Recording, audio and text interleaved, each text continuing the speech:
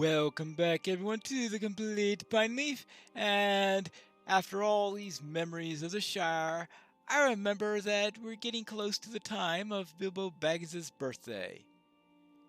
With Frodo and Bilbo Baggins's birthdays close at hand, Frodo is looking for an adventurer to assist him in surprise for his Uncle Bilbo, travel to Rivendell, and assist Frodo with his plans.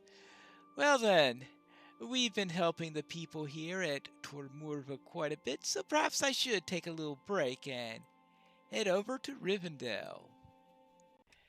This naturally highlights some of the strange timeline happenings you get in relation to MMOs. I am in the middle of doing quests down in February, down in Dunland. Here I'm standing in Bilbo's room, which is dated December 24th, and I'm getting ready to speak to Frodo in relation to a quest that is set in late September. Well, let's see what Frodo has to say before this weird timeline utterly confuses me. Is there something I can do for you? Oh, hello! You're here to assist me with my birthday surprise for Uncle Bilbo? Yep. Can I take a moment of your time? Oh, Pineleaf, I'm glad you're here. I am in need of an adventurer such as yourself to help with the birthday surprise for my Uncle Bilbo. When Bilbo decided to resettle in Rivendell, he did it in a typical fashion, as you may have heard, with a bang and a flash, disappearing right during his own birthday party. In that moment, Bilbo instantly became the subject of many a tall tale, an increasingly exaggerated legend. I know he'd be amused to no end to hear these stories, but I myself can't go collect them. The next time you're in the Shire, could you do this for me? Were I you, I'd start with the gaffer. He hears most everything worth hearing, and he will surely know who you should talk to in order to obtain the very best tales. So you want to hear tales of Uncle Bilbo and his disappearance. Whee! And of course, the location travel is just as strange as the time travel. Now let's speak with the gaffer. Hello there, Gaffer. I was wondering if you know any stories about Frodo's disappearance. Just a moment. Why, hello there. Frodo sent you to talk to me then? Well, what's that young fry up to now? You probably really don't want to know. Oi there! Give me a moment. So, you're here to collect stories about Bilbo Baggins, are you? Heard that I would know whom to talk to? Naturally, you're correct. Give me a moment and I'll write it down for likely hobbits to speak to. Mind you, you'll need to catch them at just the right time. If they don't seem to have a story for you, check back on in later on. If you want to hear every story, you'll need to have some perseverance. All right. Very well. So, what's this list? Is there something I can do for you? Right then, here's the list. You'll want to give it a quick look to make sure you can read my handwriting. Interesting. Now, what's interesting is that the in the game the gaffer knows how to write. And I would have thought that the gaffer would be illiterate. It's a little bit of a detail that they forgot about because there's a scene where the gaffer is hoping nothing bad came out of Bilbo teaching Sam how to read, which would think it would imply that the gaffer doesn't read himself. Let's see. Mind you, remember what I told you. Not everyone's going to have time to talk to you at once. If a hobbit doesn't have a story for you when you want to talk, check back with them later. Now, this is, of course, is a reference to how this quest used to go. I believe now they're all available constantly. Let's see. Ted Sandyman, Sheriff Robin Smallborough, uh, Dudo Chubbs, Lobelia Sackville Baggins, the storyteller, well, I guess the storyteller uh, should have a story, and she's located in the Ivy Bush.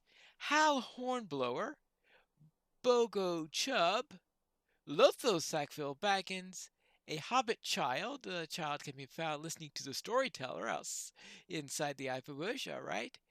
Um, Harold Loamdown, and Holly Hornblower, and Postman Grubb. Yes. So let's see if we could find some of these. And I guess we should start with Lobelia to get the most unpleasant points out of the way first. Perhaps I better speak with the gaffer again first. Is there something I can do for you? That note makes sense then. Were I you, I'd probably start by talking to Ted Sandyman. Just follow the road out to the east and turn to the south. Ted's standing to the south of the Bywater Bridge. I know Ted's got time now, so he'll be happy to share his story. Just remember that not every hobbit in the list will have a story to share with you whenever you please. Just check back when you have time. From time to catch in a good time soon enough. Right. Okay, fine. Now, all right. Apparently, we do have to start with Ted Sandyman rather than with Lobelia Sackville Baggins. Well, I did say start out with someone unpleasant, and Ted Sandyman, I think, also qualifies in that regard. And here's Ted himself. Might I have a word with you? Surely I'll tell you the tale of Bilbo Baggins and the disappearing act he pulled in his birthday party all those years ago. Just lend me your ear for a moment. Aha. Right? What is it then? Can't a body be left alone? Well, now, what I heard is that Bilbo had just about had all it on his birthday. So many people, all of them bickering and squawking and trying to sneak in the bag end to look for treasure. Anyone would grow weary and want to be done with it. Bilbo was always an unconventional hobbit, so what I heard tell is that he decided to give everyone a good scare and sneak away. Went to go enjoy himself where all his family wasn't, and went round to all the taverns and inns trying their brew. Now, from what I heard tell, no one's quite sure what really happened after that, but my brother's son's friend's cousins works down at the Green Dragon, and he swears he shipped off a barrel that was heavier than the others the next day, and it rolled funny like something was in it. Didn't think to question it until after the fact. My guess is that Bilbo enjoyed himself a bit too much, found himself in a cozy barrel, and got shipped off. Goodness only knows where he's now. I wonder what interesting brews he's gotten into trying in these far flung lands. Really? Got shipped away in a barrel. Well, that's more like a different Bilbo story. Now for the Sackville Bagginses. Let's see, where are they? Why, you failure! How dare you destroy my fireworks? Oh, well, oh yeah, about that. Don't you turn your back on me? Och, all everyone talks about here is Bilbo Baggins. But, as it happens, yes, I do know quite a juicy bit of information that I don't mind sharing with a person such as yourself. You mean like a failure of a bounder, I guess? Well, the gall of some folk. Listen up now, and you might learn something worth knowing. Earlier that day, the day of the party, that is, I'll have you know that I saw Bilbo sampling a good many of Holly Hornblower's pies. They always look delectable, but I swear she uses secret ingredients that would put off even the staunchest eater. Not that I'm jealous, mind. My pies always come in second, and I have an easy mind knowing that they're made only of the finest fruits, not any new nonsense I hear tell of, not like some people I know of, and if that's good enough for me, well, oh, pardon me. Oh, what was I saying? Oh, yeah, that's right, Bilbo. Yes, as I was saying, I've heard that Holly was experimenting with sneaking up ground up mushrooms pinched with Farmer Maggot's field. Yes, and if you listen to the young fry around these parts who snuck into the field and eaten some, you know they have some awful queer effects. That's obviously a reference to the farmer's fair. So, if you want to know what I think, and you clearly do just by asking me, well, I think eating those pies up and disappeared Bilbo. That's right. A good thing the odd Gandalf was around to cover it up with a pool of smoke and save us from a scandal. Although some might think that there could have been an important lesson to be learned had he not. So, Holly Hornblower's pies made him disappear. All right. What about you, Lothos? You believe your mother in that? Why are you bothering me? Oh, you wondering about Mad Baggins is up to? Ha! We, all of our cleverness and no sense, if you ask me. I know a right amusing story of the mischief he's gotten himself into. I surely do. Ooh, and what's that? Why are you bothering me? Well, now, last I heard is that old Baggins had completely squandered his fortune, although I never myself believed it was half as big as the folk says, so I wouldn't be that hard to lose now, would it? Now, but as I was saying, with the fortune gone, I heard he went to one of those big folk towns and got himself the finest fake beard and that the remainder of his money could buy. Now, don't start laughing yet. You ain't heard the rest of it yet. And you remember what I said about him being too clever without much sense? Well, fake beard obtained, he went to live with the dwarves. Yes, the dwarves snuck right in there with them in their caves, and they're digging. Dwarves aren't too smart from what I heard, and those caves get a bit mighty shadowy and smoky from the torches, don't you think? Figure with his beard he can hide and work right alongside of them, with the while slowly building up a new fortune of pocketed gems and fine metals. I bet he'll be back again, lording his adventures and supposed fortunes over all us all once more. He is disguised as a dwarf, mining.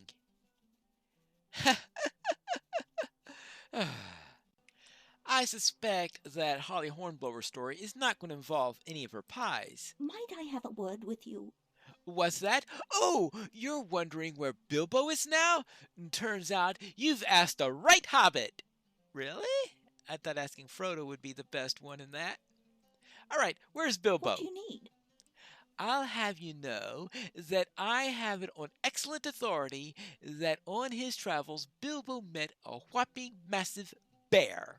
Yes, a proper large bear, not like the little ones that den here in these parts. And what did Bilbo do? No, don't be silly. The bear didn't eat him in one gulp.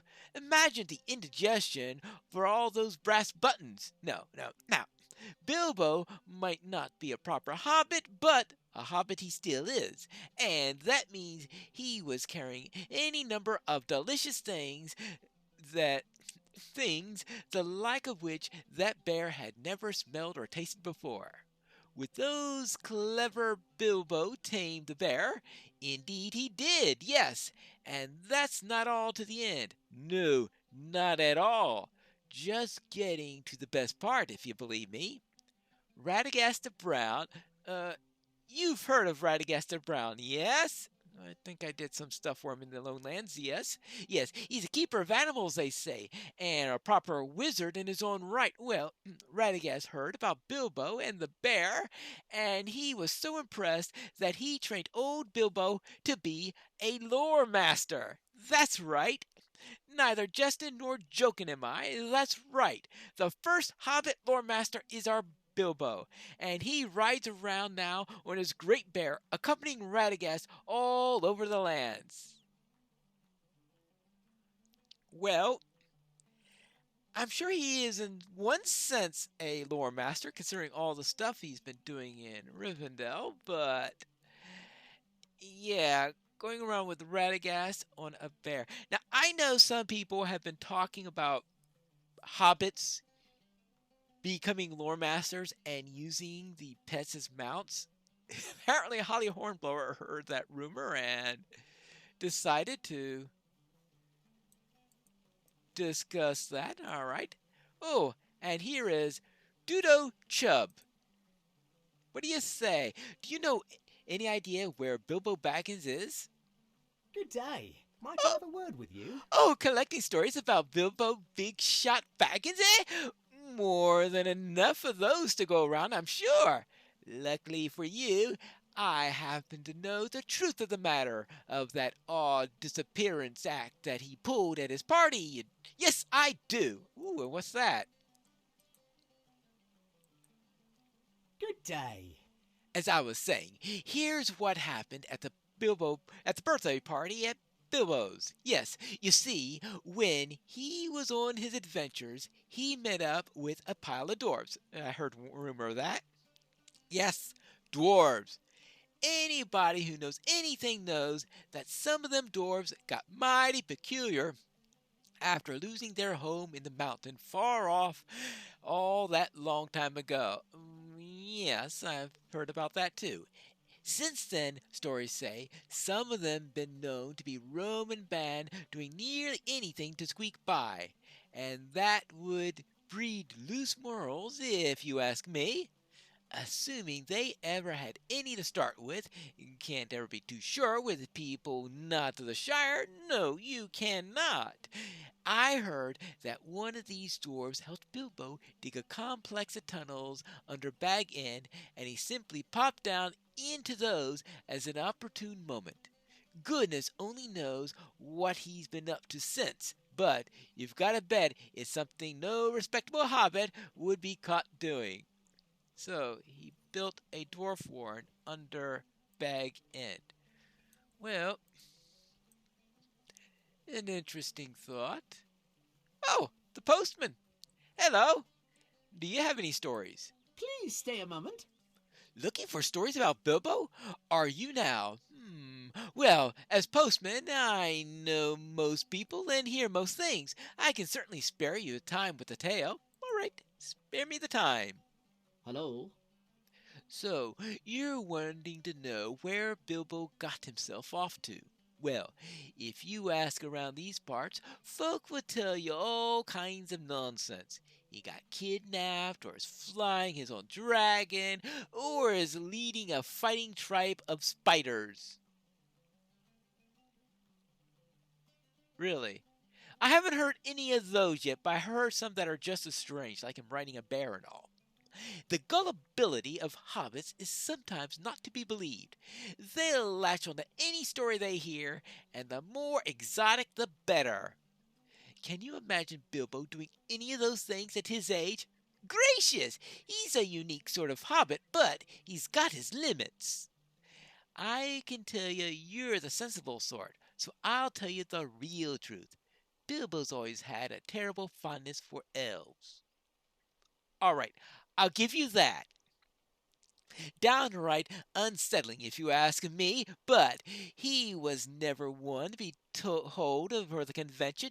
Anyway, he decided to spend the rest of his days with him, invited by the elvish leaders and all.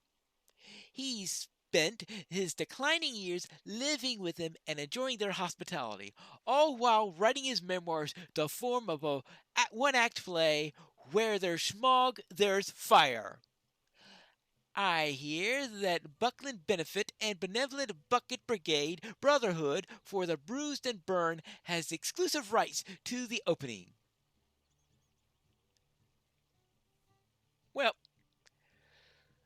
I'll have to admit that he's closer to the truth than any of these others, but he is staying in Rivendell and making updates to his memoirs, so I will say that this is about as close to the truth as we're likely to hear here.